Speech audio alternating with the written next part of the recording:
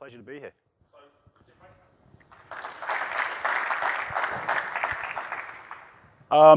So a little bit about me. It's quite funny being here. I played many a junior tennis tournament here some 15, 20 years ago. I grew up in Chobham, Surrey, played my tennis in Weybridge, was coached by Claire Pollard, Justin Shering, to name a few. And even I saw David Gabb's picture out there. So any of you that work here, he used to be, I think, the tennis director at Chris Lane's, where I grew up playing. Then I went to the US. I played tennis, Division I tennis there. And then for my sins, I stayed. So I've been in the United States, in the Washington, D.C. area since 2001. Today, we're going to take a little bit of a different approach. My contention is that we play and we coach the greatest sport in the world, but I don't believe we have curated the greatest industry in which to work for us coaches. Now, in 2006, I started teaching tennis for $9 an hour. I was a pretty good junior, played in college, didn't have a grand slam to hang my hat on and, you know, certifications and all that good stuff. At 32, fast forward 10 years later, I stepped down running a multi-million-dollar tennis ownership and management group called Blue Chip Sports Management.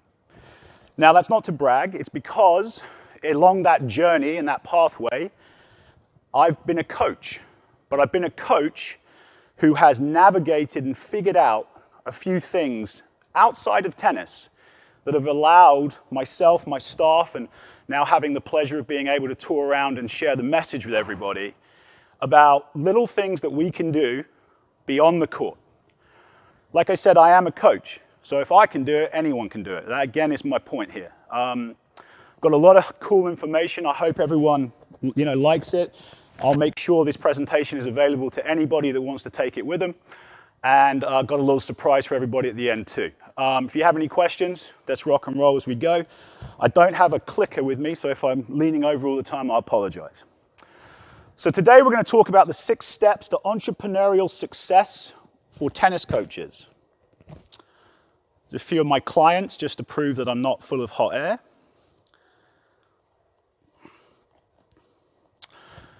So I refer to this as the business of tennis. Everybody in this room, I'm sure, has played high-level tennis at some capacity. Any good tennis player is able to adjust their strategy and think creatively to win a match. That's what we do. But the same is true in the game of business. If we applied the skills we've learned while playing competitive tennis to our business, then we can increase the longevity, capture more widespread attention, and lead to more sustainable ventures. The obvious is that as coaches, we have limited time, limited court space. We have one body that we got to pound the knees, the hips, the shoulders, and everything else.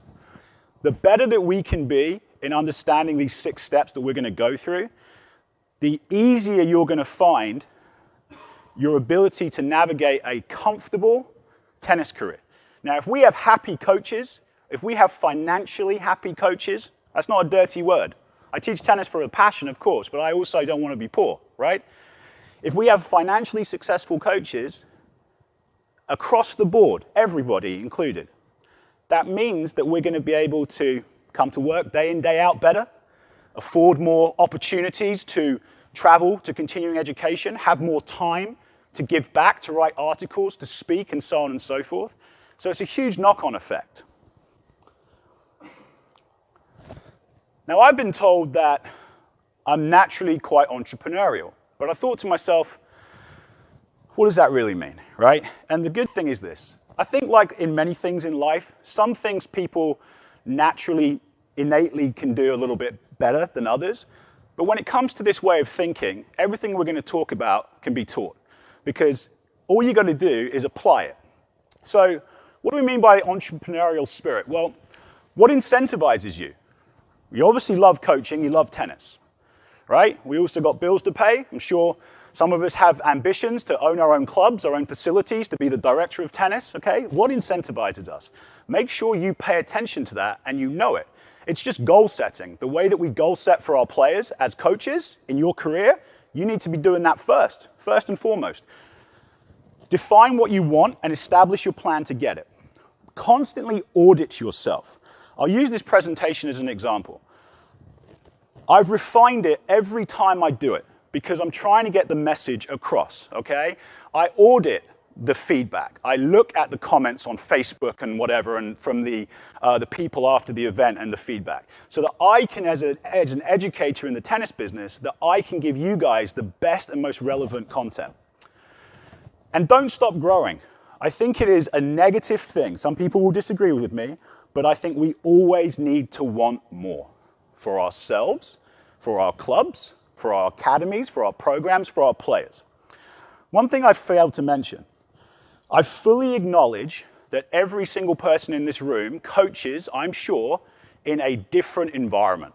Maybe you're an independent contractor by yourself. Maybe you're part of a club. Maybe you oversee multiple clubs. Maybe you work for the LTA. Maybe you work for PTR. I get it. But what we're going to go through today is applicable not just to everybody in this room, to everybody, period, in life. So, entrepreneurs are people who identify a need, any need, and they work to fill it. Is tennis the most popular sport in the world? No. Absolutely not. Should be, absolutely should be, but it's not. Entrepreneurship is a primordial urge that's independent of product, service, industry, or market. So what are these 6 steps? Branding. How are you going to stand out? I have known some of the most competent coaches around, and their book of work is not full. Because how are they branding themselves and letting everybody know who they are? We assume, and we kind of get arrogant, that if we're good and we have maybe a good player, that we think that takes care of it, that's enough. I'm not saying it's not a part of it, but it's definitely not enough. Networking. How will I find new customers and partners? I have another presentation that's readily available online, I've done for the PTR many times, on creating, sustaining, and leveraging partnerships in the coaching and in the tennis and health club industry. Happy to let everyone see that wants it. Mentoring. Interesting. Why bring up mentoring, Tim? We're talking about making money and success in our careers. Mentoring is a two-way street. I have young staff that I feel I mentor, but they mentor me as well because I'm willing to listen and to understand and to learn from their perspective. The thing with tennis is we have people from 3-4 years of age all the way up to, 100, right? We as coaches, we know we have to move with the times with everything on the court, otherwise we won't be successful. But we have to move with the times on everything beyond the court. The marketing, the branding, what's cool, what's current, okay? And by being a mentor, okay, and being available, you're going to bring more people into your world, into your network. I have a saying, here with my buddy Matt here, is handshakes and smiles. Every single person that you come into contact is an opportunity, from the barista at Starbucks to the CEO of the company to the parents of the kids that you teach, for you to grow your knowledge base, your network base, okay? Data analytics, sort of straight over the head, right? When I was talking about this, when I was learning about it the first time, I was like, data analytics, I'm a tennis coach, what's going on here? We're going to talk about that. How are you understanding what works? Leadership and management training. Not only do you have to be a great leader, whether you are an independent contractor by yourself, whether you have a team, whether you have multiple teams across multiple clubs. The way that you lead and manage has to allow you as the individual to be successful, to have more time, to make more money, to grow the game of tennis, but also to create a great environment. And lastly, customer service. How are you going to keep your clients happy? So, Mr. Buffett, he knows a thing about making money and building brands. Your premium brand had better be delivering something special, or it's not going to get the business.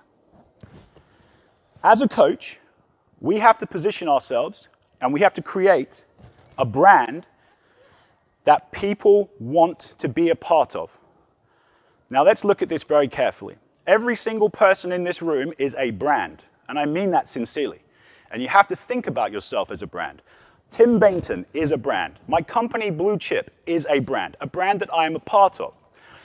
Let's look at Coca-Cola, for example, right? Coca-Cola is the daddy, the big daddy up here.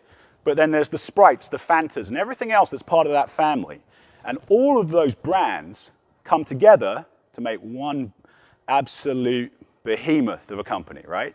Successful, global, worldwide. Now, why am I saying that? Because as coaches, we tend to not do the best job working together, okay? Let's be honest. Let's admit there's an issue there. I grew up in England playing, and I've spent the rest of my time in the US. I'm familiar with the interaction. Typically, if you're a coach at this club, you're competing with the club down the street, right? You're not necessarily handshakes and smiles, trying to work together to not just, you're competing for the same business. If as coaches we can reach across the aisle, we can share information better, like we're all doing today, we will have more people coming to our courts. We will have more members of our clubs. We will have more people using the ancillary stuff around the clubs, the creche, the nursery, the spa. So you've got to brand, and keep branding. Start thinking of yourself right now, if you don't already, as a brand. Develop a compelling personal story. Coaches do a terrible job of relating their story because I've been through it. I made this mistake. There's an insecurity sometimes. Hey, I wasn't top 10 in the world. My name is Tim Bainton, and I was not top 10 in the world, okay? I told you, pretty good junior, played in college. Those are things that people can relate to, right? If we are in the business of getting more people into our business to provide more opportunity, you have to relate. You have to create an emotional connection, okay? We all should have a mission statement, one that we have proud and right there for everybody to see, and you must live by it. Create presence and authority that we recognize outside of the industry. I truly believe, I've spoken at 21 conferences since February of this year. I truly believe that opportunity has come because I started to get a name for myself beyond just the tennis industry, right? But what I've chose to do is to bring that back because in my core, I want this to be the best industry in the world, okay? But I've gone out and I've had success in facilities, in the bigger health club industries, in private contracting and consulting. But all of this comes back to how can I have that make the tennis industry better for myself, my people I work with, my partners, and ultimately the coaches that I get to talk to. Become known for producing value and solve problems. If you solve problems, just like tweaking a forehand, right? The same goes if you work at a club. Do we need to do something? Is that me? Oh, yeah? Okay. Oh, you do? Okay. So solve specific problems. Ah, there we go. All right. And solve specific problems, okay? Just like you do with your players. It's important to be a storyteller. I wrote an article for everyone here's a PTR member, yes? Did you have to be? I don't know. Okay. I write a lot for the PTR magazine. Andy, do PTR GB members get the PTR magazine? Yeah? Okay. Excellent. I wrote an article called The Chameleon Coach. Okay? It was in a few months ago. Don't be afraid to tell your story. Okay? If you're working in tennis, you have to be able to get down on one knee and relate to a 4 or 5-year-old child, eye contact and relate and talk in a voice and a tone and tell stories that relate on that level. I have to talk to my buddy Matt when we go have a beer and I need to relate on that level. I talk to a parent, I have to relate on that level, okay? But you've got to have a story, okay? Be proud of that story. I have a guy who works for us who started playing tennis at 17 years of age, and he is now 32, 33. He's playing better tennis than he's ever been. That's the most awesome story. I made him put it on his bio because people can relate to it, right? We all make these mistakes in our clubs. I'm going to digress a little bit here. I've done it too. of posterizing the best kid in your program. Oh, this kid played at the Orange Bowl. He's on everything. He's the poster child. How does that relate to the other 99.9% of people in your program? It doesn't mean don't do it, but make sure your story, because we don't do a good job of this. If you want to make money, if you want to own clubs, if you want to get investment, at the end of the day, you've got to be making sales, okay? So the more people you have that want to come into your business and that are talking about you and are understanding your story and who you are and getting excited about you, tennis, and your offerings, the better off you're going to be. Remember, it's not how many people you know, it's how many people want to know you. Go over this real quick. So, find your niche. My niche right now, and it's by design, is talking about the business track in the tennis and health club industry. Okay? I have done presentations through the years on high performance drills and how to hit the best serve and all this, and understanding the kinetic chain. I realized that that was not the best way for me to offer something to this industry, okay? So that's my niche, for example. But here's the key. It doesn't mean that I'm not well-versed as a coach in all of the other things that we have to do. Now let's dumb that down. Say you work in a club and you have to be able to teach the red, orange, green, the high performance, the ladies clinics, the beginners, the cardio tennis, maybe cross over and personal train, maybe get out and run tournaments or run the pro shop. Being a jack of all trades is a good thing, but when it comes to your brand, make sure within that jack of all trades you have a specialty, okay? Because that's what's going to stand you apart and allow for you to grow. So, networks. I'm going to age myself here. I do it all the time.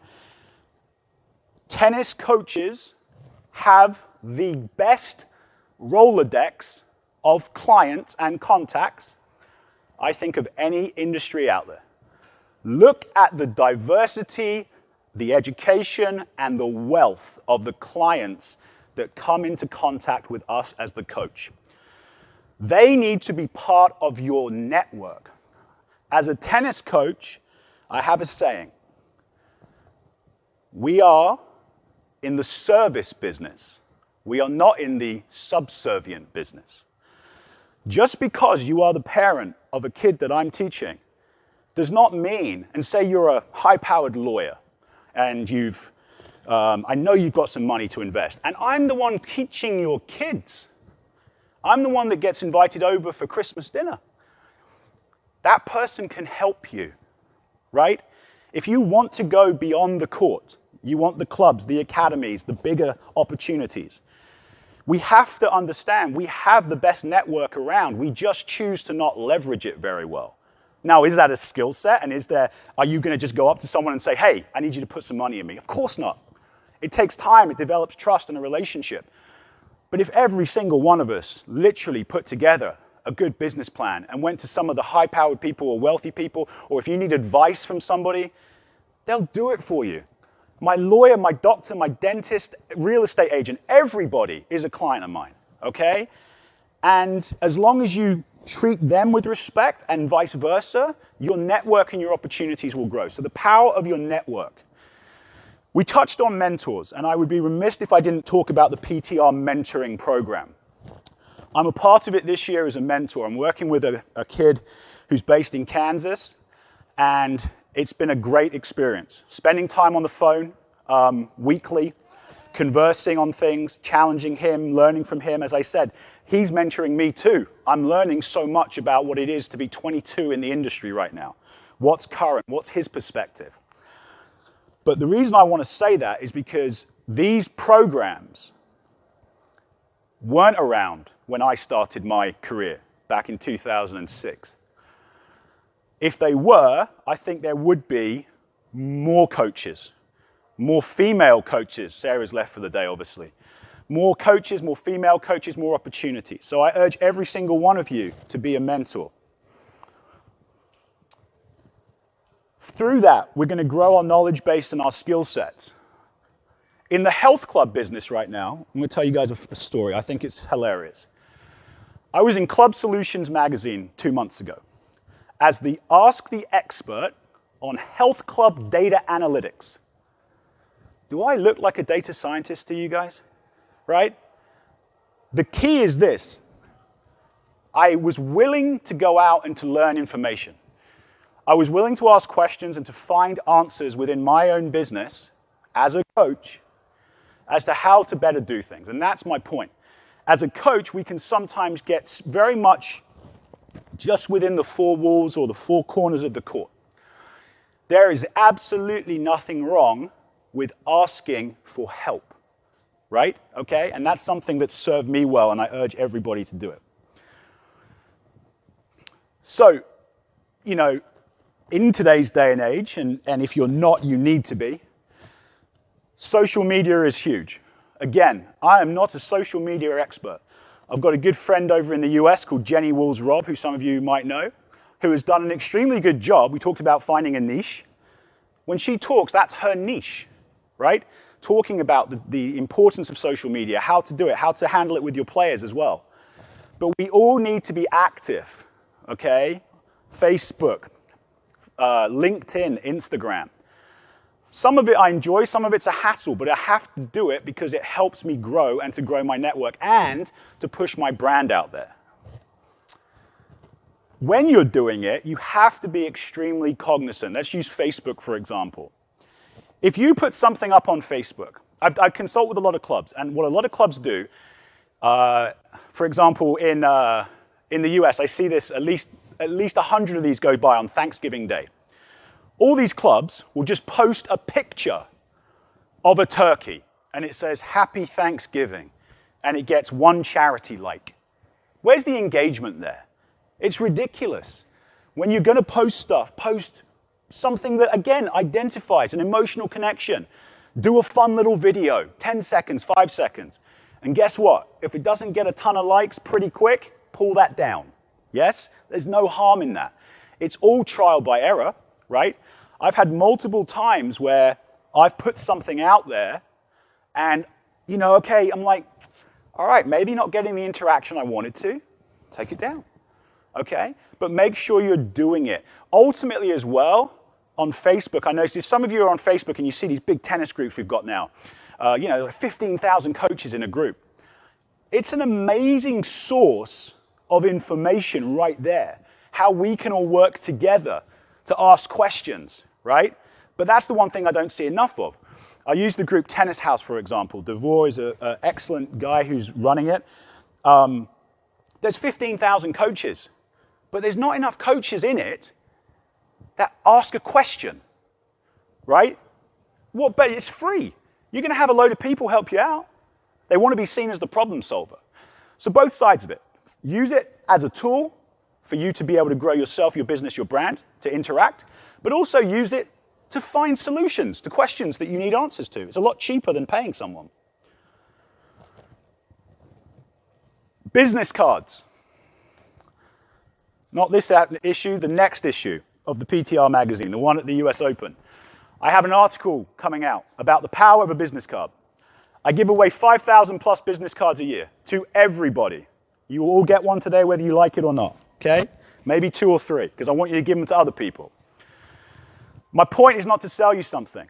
When I give Matt my business card, like I said earlier, I said handshakes and smiles, okay? I want him to know what I'm about. I want him to know the name of me, my company, that I'm a tennis coach. And I want to know what he's about. Oh, you live down the street? You have young kids? Oh, they play soccer. Great, they thought about tennis. Start the conversation. I talked about the barista at Starbucks. How many people come through a Starbucks in a given day? Don't you want that barista in your local hometown to know your name so that when someone comes in and he overhears, oh, I really would love to play some tennis, get to the line. You know, there's a great club down the street. You should check out. Tim's there.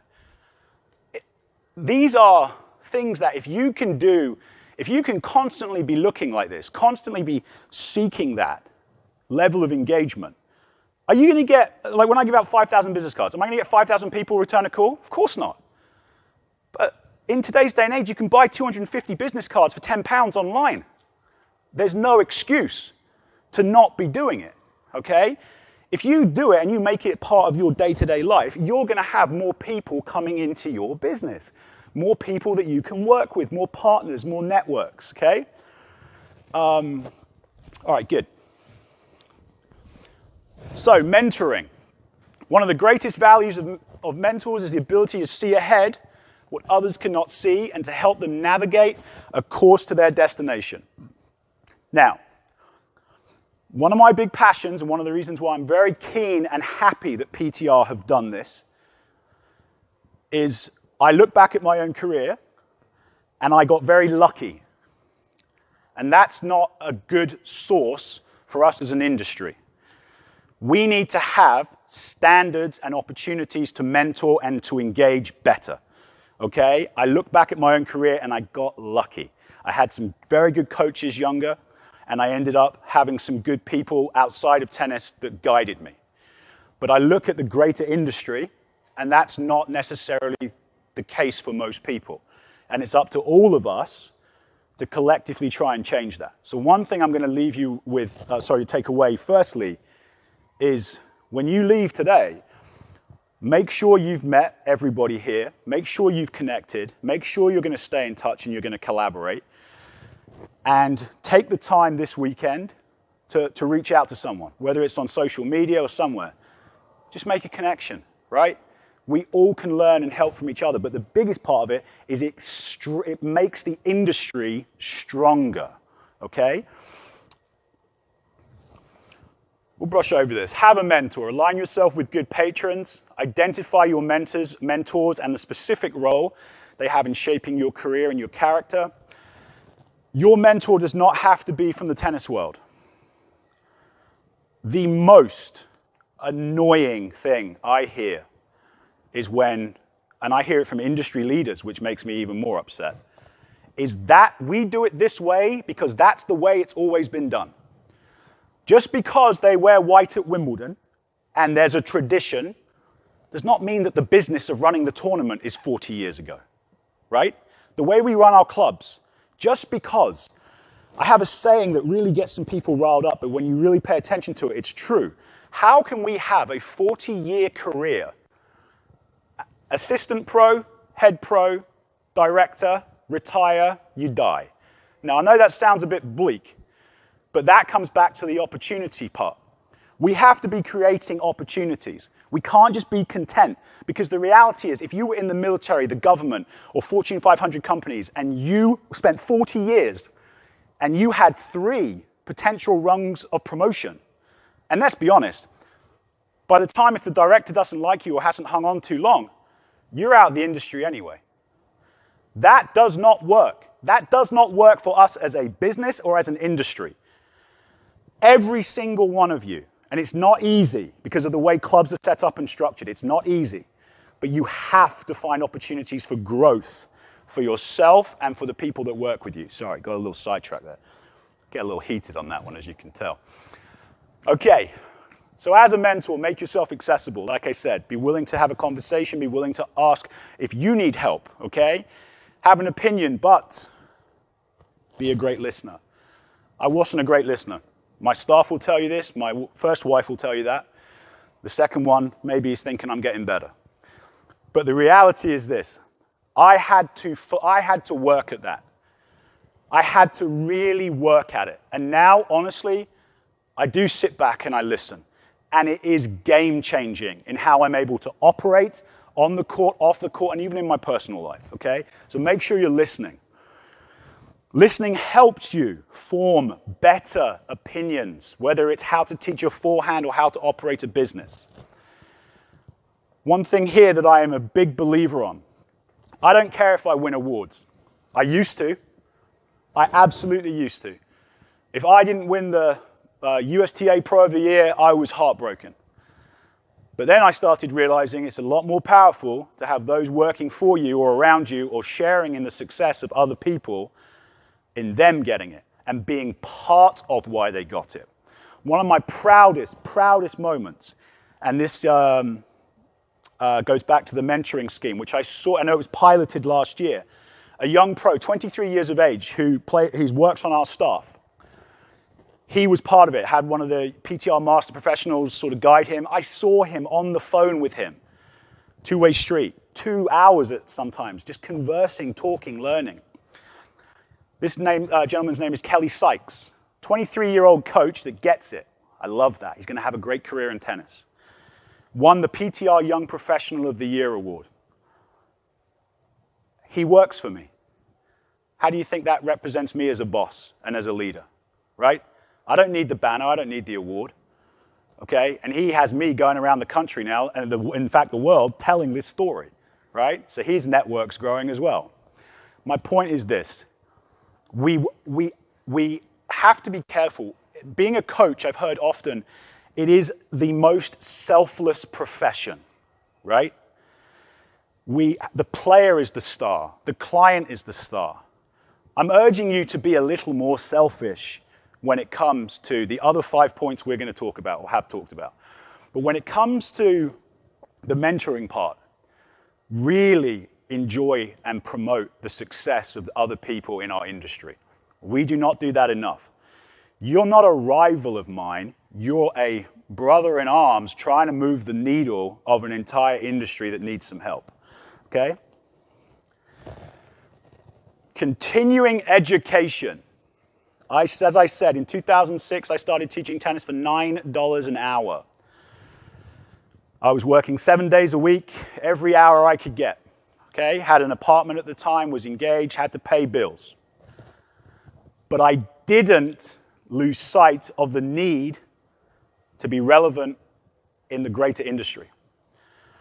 If I could go, we talk about how if you go back and change something, this is the one thing I would never, ever change. I went to my first PTR symposium in Hilton Head in 2007. I slept in my car in the parking lot of the hotel. The fee at the time, I believe, was like $500. Gas down there, away from work. I didn't have a salary or anything. But I went there with my homemade business cards at the time and made sure that people started to know who I was, because I wanted to be a part of your network. I wanted to know that I could pick up the phone if I needed help, if I needed a job, if I needed a reference. That was my first thing. Forget the education component. That was the first reason, okay? But make sure you are taking the time. In today's day and age, there's webinars daily, and not just in tennis. Diversify that portfolio, okay? Take the time. Learn another language, right? Are you honestly telling me as a bilingual tennis coach that's not going to open up opportunities for you? Of course it is, right? So think outside the box, but try and continually learn something. In the past few years, I've become a ferocious reader. My English teacher in high school finds it hilarious.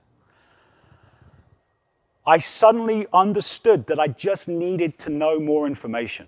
In order for me, I look at myself, in order for me and our business in the tennis world to grow, forget the bigger tennis industry, I had to find more information. I had to find better solutions, better ways of doing things. If we can all do that, and we can share that information, if we can all submit proposals to speak, if we can all write articles for the PTR magazine and share our experiences and our information, nothing here is proprietary, nothing at all. We have to do that. We have to work together, and we have to share the information. All right, Mr. Jobs. Someone the other day was ranting about Steve Jobs, saying that, he gets all the credit for basically other people's work. Okay? True. And that's the point. Nothing in business is ever done by one person, right? We have to create and build a team. The way we do when we have our traveling teams or traveling squads, we build a team, we build an environment. If you're at a club where you're in an environment where, say, Matt and I are working in the same club, and this is how the dialogue might go. I'm teaching so-and-so, and as they leave the court, Matt comes up and says, "Oh, you should take a lesson with me. I'll give you a spell." You're in the same club. What the hell is going on? It's absolutely ridiculous. At Blue Chip, this is how it works. I get mad if Matt doesn't come on the court while I'm teaching so-and-so and offer an opinion, to offer some advice, to know the player. How do you think the client's going to feel about that? You think they're going to feel ostracized or pressured? Or are they going to think, wow, look at the resource I have here? Because it's not just about one person. We have to build that team and that culture.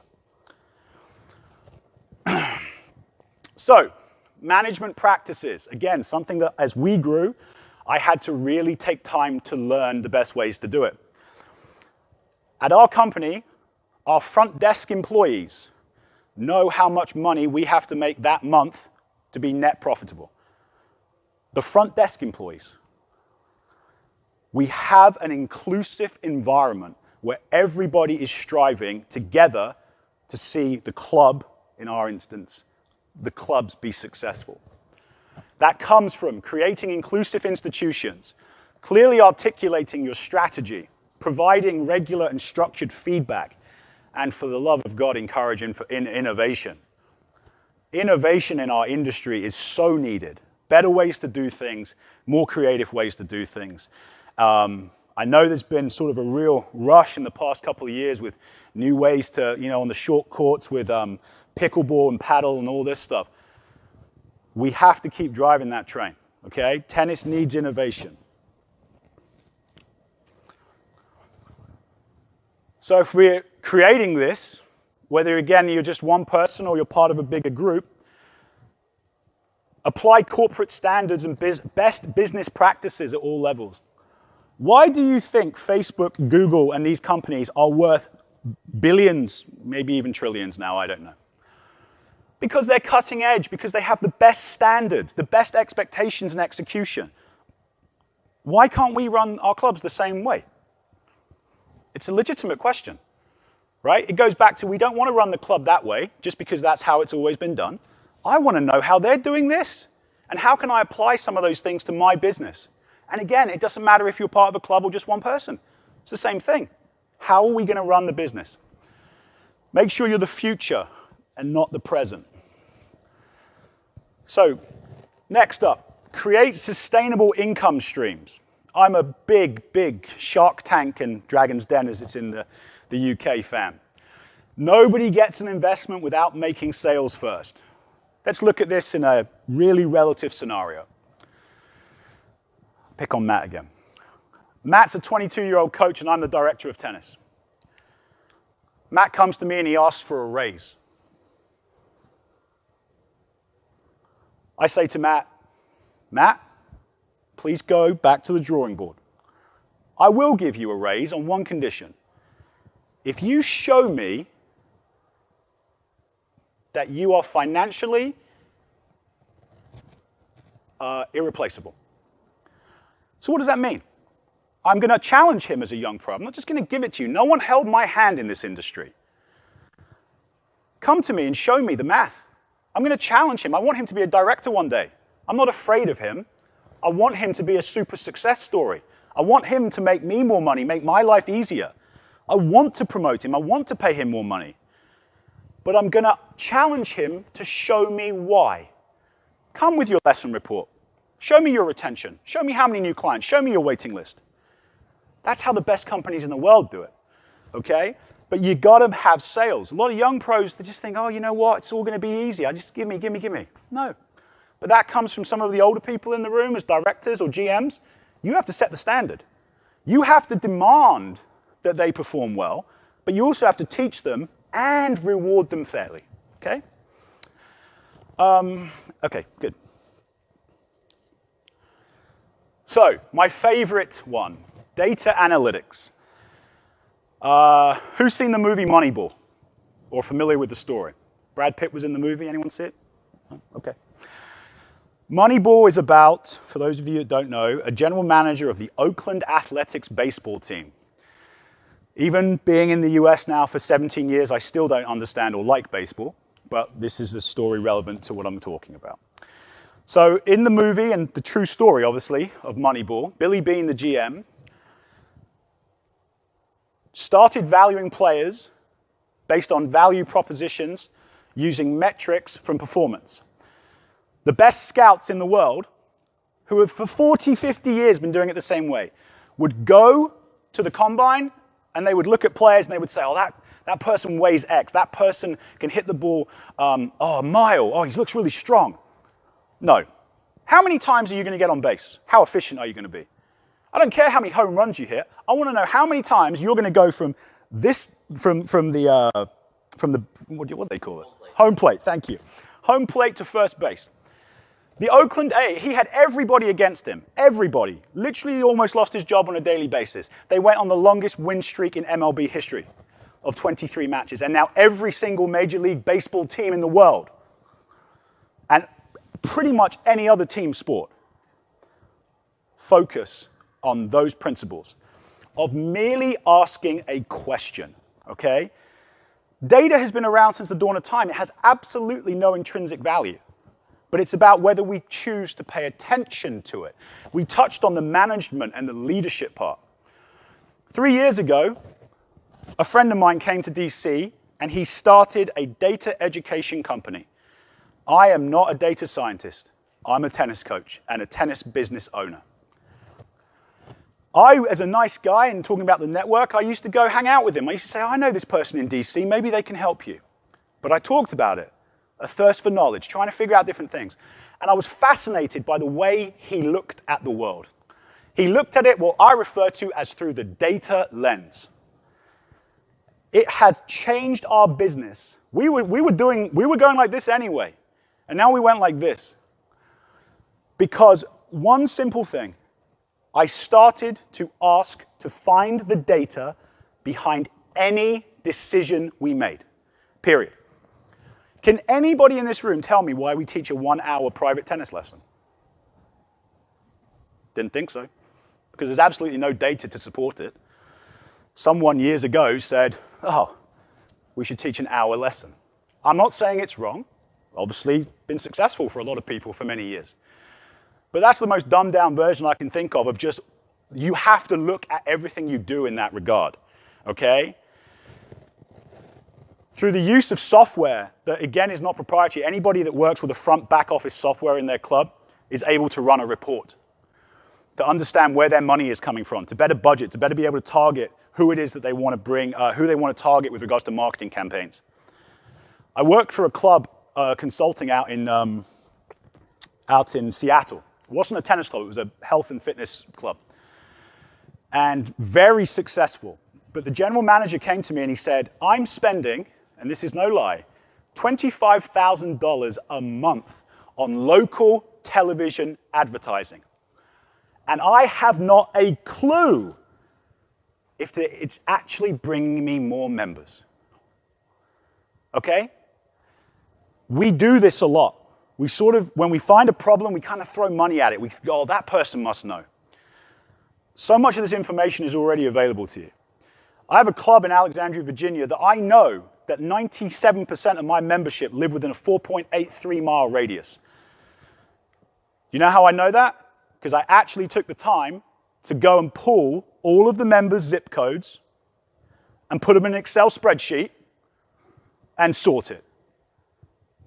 You didn't have to go to MIT to figure that one out.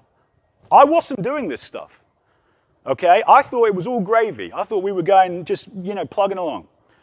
You have got to start analyzing everything through that data lens, because I guarantee you're making mistakes. I guarantee you that most of you are spending more time with clients that you think are the most important, but I guarantee you they're not the ones that give you the money as easy, okay? Think about that. We have limited time. Kids are in school, okay? If you're teaching outside or there's constraints on indoor court time, you better make sure that when you're on court, you're teaching the person that's going to show up and, providing you do a great job, is going to pay, and pay again, okay? But focus on those things. A lot of it is very easy to find. Sorry. Let's just touch on this real quick. So, did it go back? Sorry. Okay. So, as I said, I'm not here or being bankrolled by any software. There's tons of them out there. Can I have a show of hands? Who has software that they use in their clubs that takes payments? Come on, everyone must know. How do you take payments? Just cash? PayPal? PayPal's a perfect example. PayPal, Square. If you work, David Lloyd at point of sale. See, here's one thing. Who works here at this club? Anyone? Okay, you do. Can I ask you a question? Don't get mad at me. You work here, you coach at this club. Okay, do you ever go and run reports from the back office? No, there you go. Point proven. Okay? That's an inter-club communication thing, and I expect David Lloyd to pick me up on a big consulting contract starting in about 30 minutes. Okay, surveying, social media feedback. We started surveying our clients through a software called Medallia. And when we first started doing it, the alerts would come up on my phone. Someone has given you a 3 out of 10. And they would come at 2 in the morning on the phone, right? I was like, I hate this. But then I started to looking at the information, okay? Surveying is a great way to understand what it is that you can do better and what it is that your clients want. A mistake I see in the US, I'm going to assume it's the same here. Who works with pro shops? Who buys stuff? Whether it's just even a few rackets on a wall. Yeah? Okay. For me, every kind of November, the rep would show up at the club.